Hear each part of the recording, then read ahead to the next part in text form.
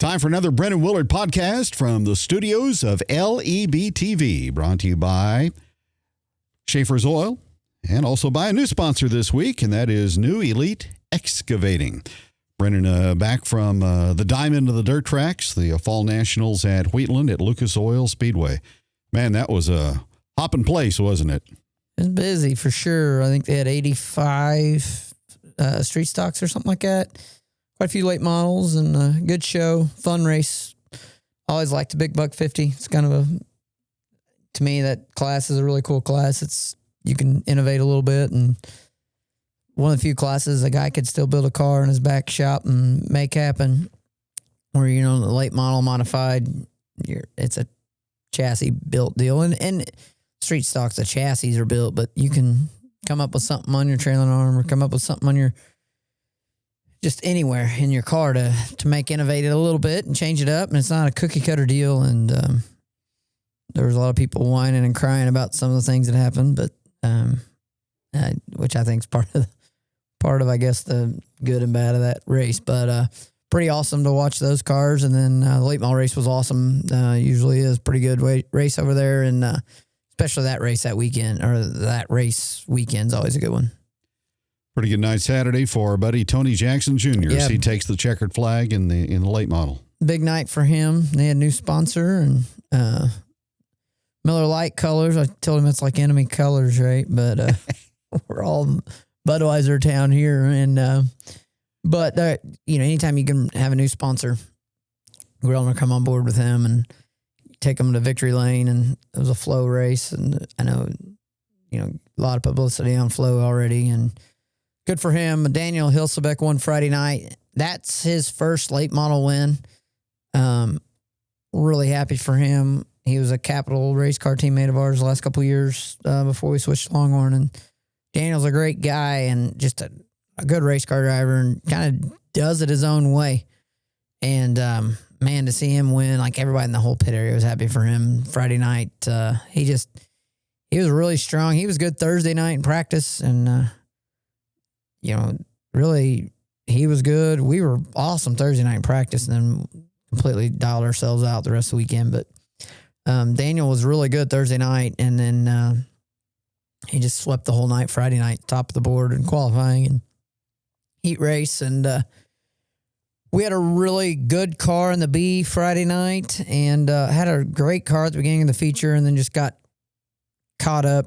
The 26 car got sideways, and there was a wreck around him, and he was in the wreck, and then I drove down to miss him, and he come across the racetrack and hit me in the door.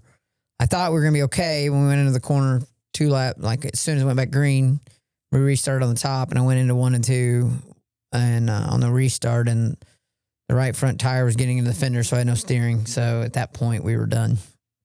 That just ended our night Friday night, and then Saturday night, I made a wrong shock choice in qualifying. It was my fault, and made a mistake in the heat race and buried us in the B, and we missed it by a couple spots there, and just frustrating into the weekend. One of the weekends I look forward to, one of the racetracks I look forward to, and just Wheatland is different, and sometimes you hit on it, sometimes you don't. And that's what Tony said in his interview. He's got a love-hate relationship with that place.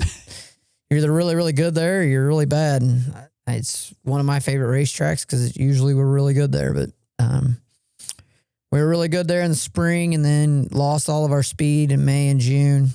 Honestly, with this car, I feel like this individual car has never been good at Wheatland. It's been good everywhere else, but not Wheatland. But we've got some time now to work on our race car, so that's a good thing. And we'll get ready for whatever we decide to, as of right now, probably our next dirt race is the Turkey Bowl. Depends on Braden's football schedule on Poplar Bluff next weekend. So we'll see about that. But big shout out to Richard Turner and everybody at Lucas Oil Speedway. We all bitch and complain about their track prep a lot.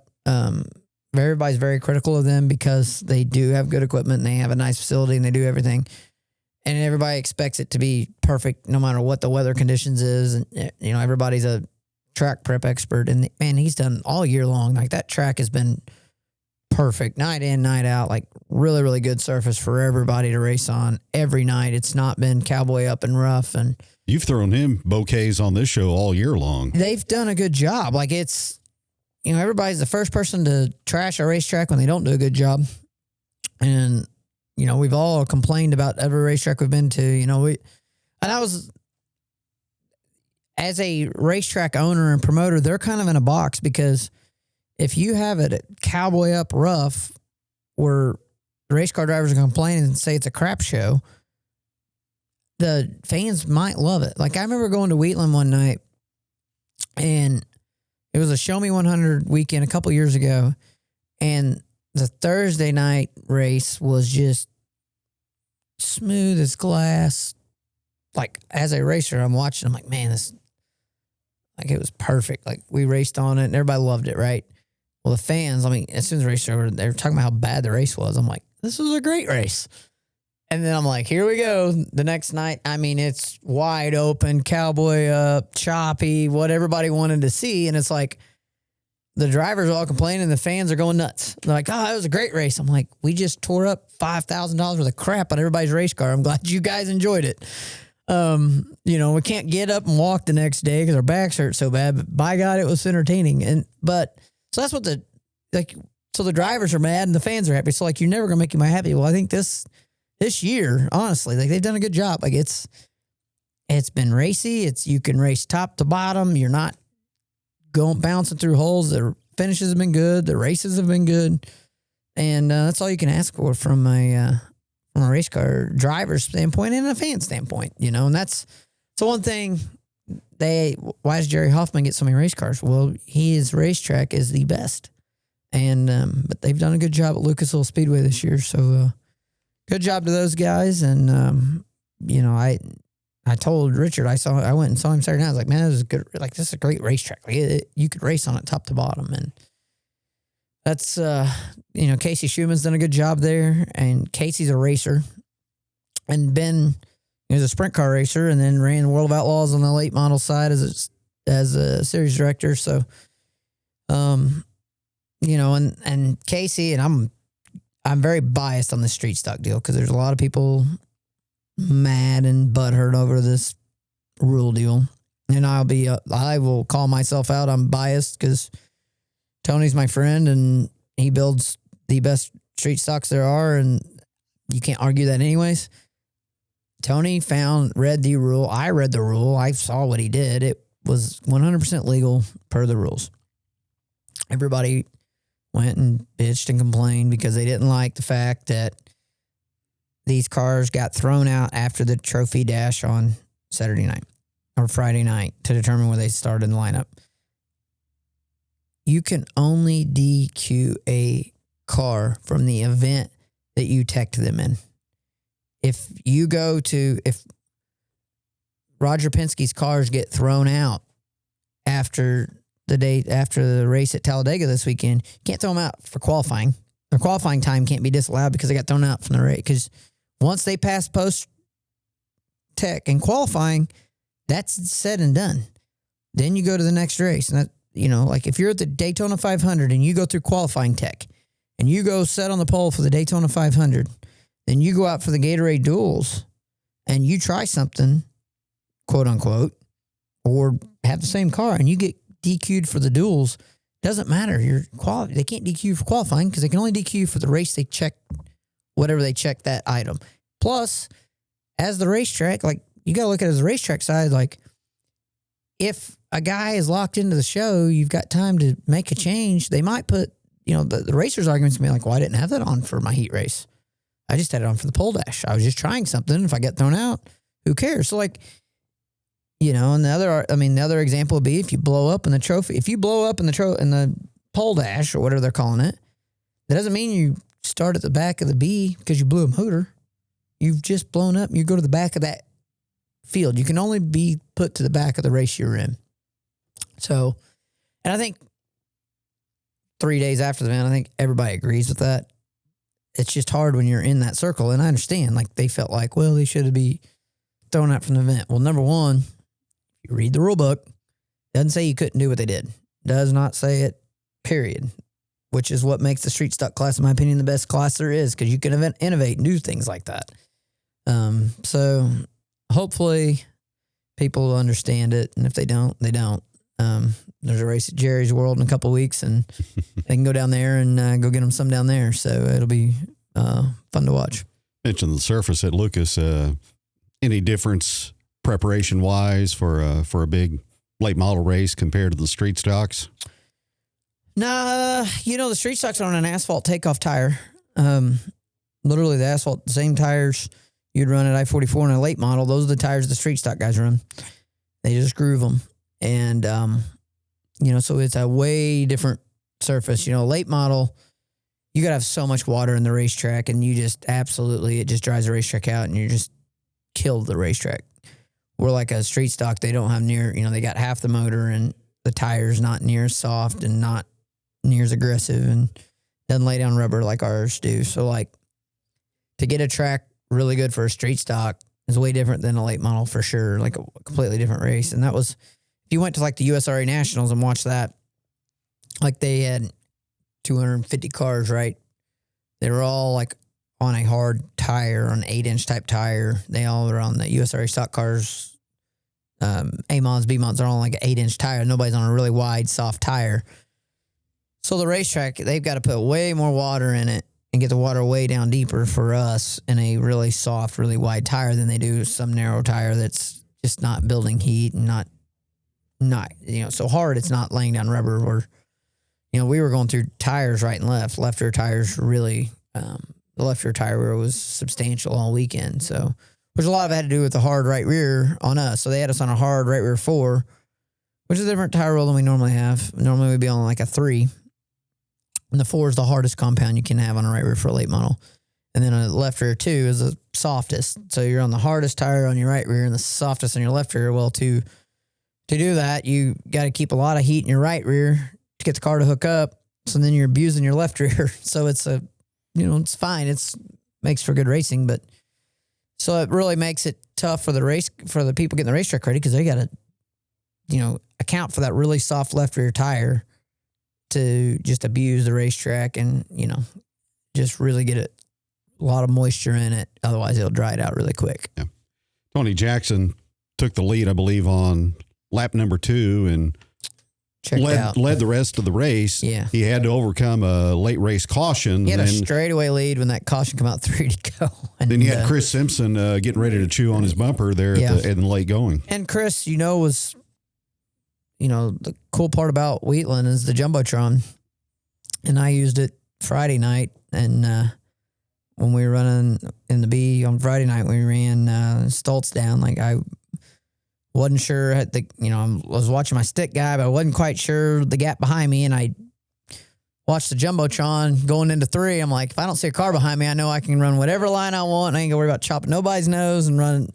So I could get really aggressive because I knew there was nobody around me behind me, and my stick guy was doing a good job. No, I didn't trust him, but I'm like, man, you can watch the Jumbotron. It's handy. So it's like having a rear view mirror in your car. Kind of like a receiver in football, seeing if cornerback's closing ground on him going to the end zone. Yeah, super handy to have. So, don't change that. But you got to be out in the lead and really going to be able to use it. And, I know Kyle Larson's used it at the Chili Bowl before, but kind of handy to have, to have that, look at the screen going on the straightaway and then know what you can do. But, no, Tony, I know Simpson saved his tires, and, Simpson's so good there. Like, Chris is really good at that place, and swept the Labor Day weekend there and just ran second both nights this weekend. So he's got a really good, that car, he's really hit on something there. And whatever they've hit on, they're really fast right now. And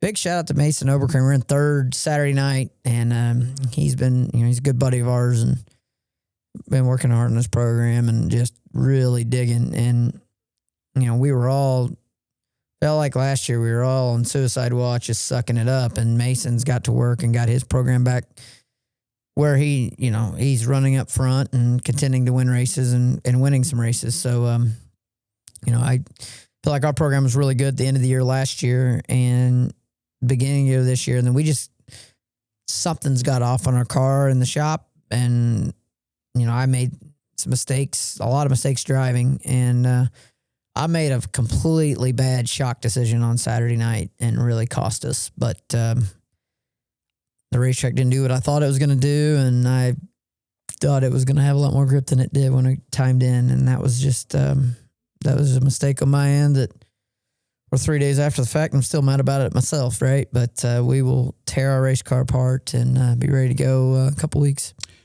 So Springfield, they've got season championship this Saturday, and then final regular season the following Saturday. Then you're into the Turkey Bowl prep. So is that the plan to compete in the Turkey Bowl for you? Absolutely, for sure. Braden's football schedule determines Poplar Bluff has a big race coming up a week from Saturday. All that depends on Braden's football schedule and what I got going on with my kids. So I've taken enough time away from Braden and Ellison this year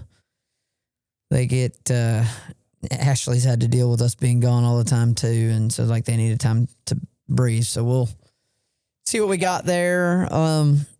Pavement wise, All American 400 is a different weekend than I thought it was, so we'll see about that. That's not saying no.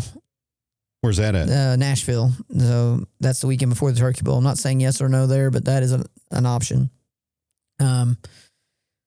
So just kind of wait and see here. Get through the next 3 or 4 days, and a lot of work's going on in the shop right now and getting ready for not only getting ready for the Turkey Bowl, but we're already in 2026 prep mode, and there's for sure 2 events left on our schedule, dirt-wise, for the year, the Turkey Bowl being one of them. And then, after that, you just really got to decide on what, waiting on schedules. I thought we might have something this week, kind of waiting on all the Missouri, Arkansas touring stuff, what's going to happen there. So Mars and CompCam still kind of on the radar, perhaps? They're all on the radar. Trent Berry's got his series out, the Heartland Series, and waiting on the CDOT schedule. The Revival's got, Revival's still racing. So there's a lot of unknowns for 26, where we're wanting to go. Obviously, there is a pavement car sitting in my shop that's like the real shiny little girl over there, the pretty little girl sitting in the corner going, man, we can go run that too. And there's some things that make sense on that asphalt side that did not make sense 5 years ago. And I think we're going to make that decision on what to do in the next month. And sponsorship determines a lot of. If we could get a sponsor, if we could get a tire sponsor, I'd go run the ASA series, full series next year, and on asphalt. I think it's 12 events, the ASA National Tour is, and go run that, and then hit or miss as many regional dirt races as we can when we're off on not racing pavement. And that is something that that or the ASA Midwest Tour, both those things are something that I would personally like to do before I quit racing. But we'll see what, we're going to see what sponsorship we got and what works for everybody's schedules. But, this is the month. The next month, everything comes out. World of Outlaw Late Model schedule will be out the first week in November, and everybody else's is usually out right then. It used to be PRI in December, but now it's November. Everybody's got their schedule out. So I know they think they're going to have the Comp Cam schedule. I heard that should be out the next couple weeks. Mars will have their schedule out pretty soon as well. And we'll see what we can figure out what makes sense and kind of go from there. Well, Halloween's almost here. Then you're at Thanksgiving. Holidays aren't too far in the distant future then. And then before you know it, it's 2026. So, time comes at you real fast now. It does. And the Wild West Shootout is the second weekend of January in Arizona. So, if you decide to go to the Wild West Shootout, which we're 50-50 on that right now, we went this year. So, really thinking about going again in 26. If you're in the Wild West Shootout, you have to have your race car ready to go.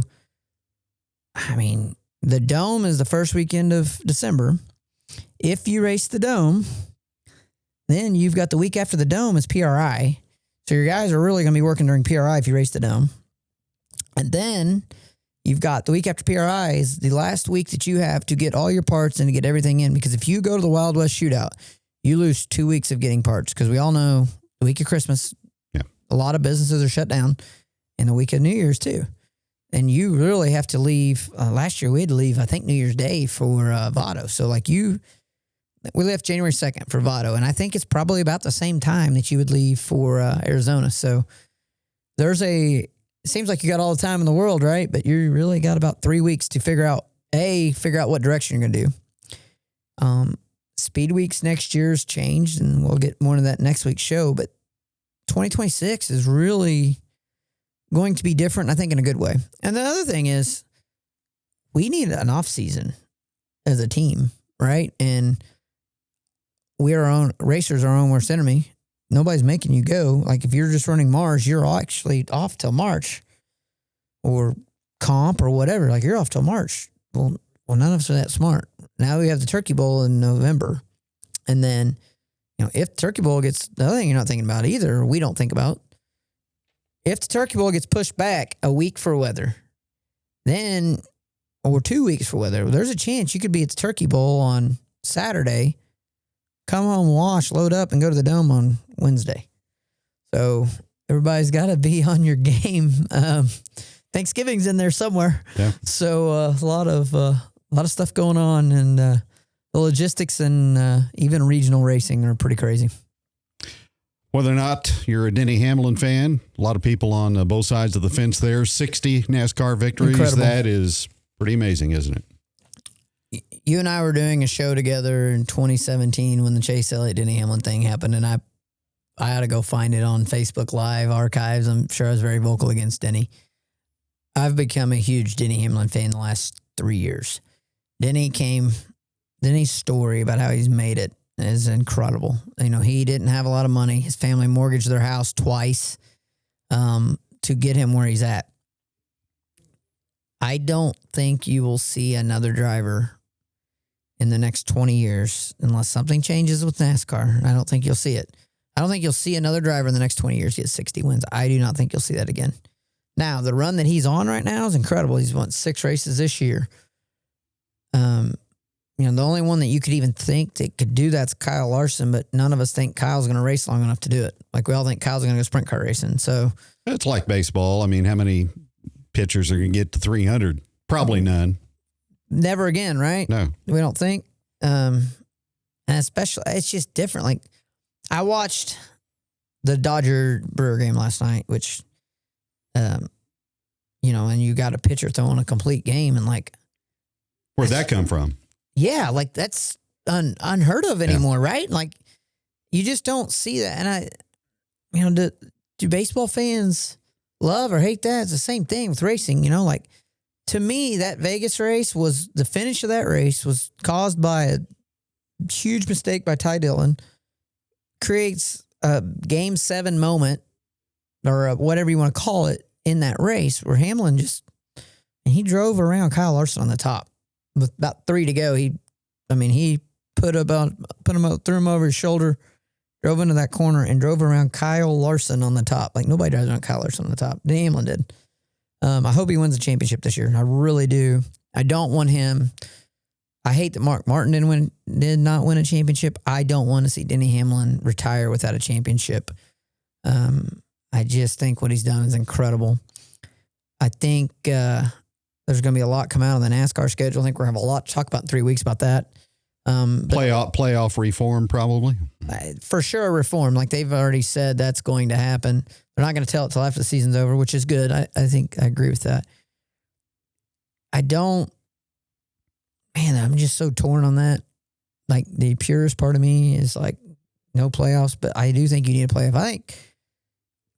I think the 10 race system that they had years ago was great, personally, but maybe you do the elimination format creates a storyline for a couple weeks, couple races.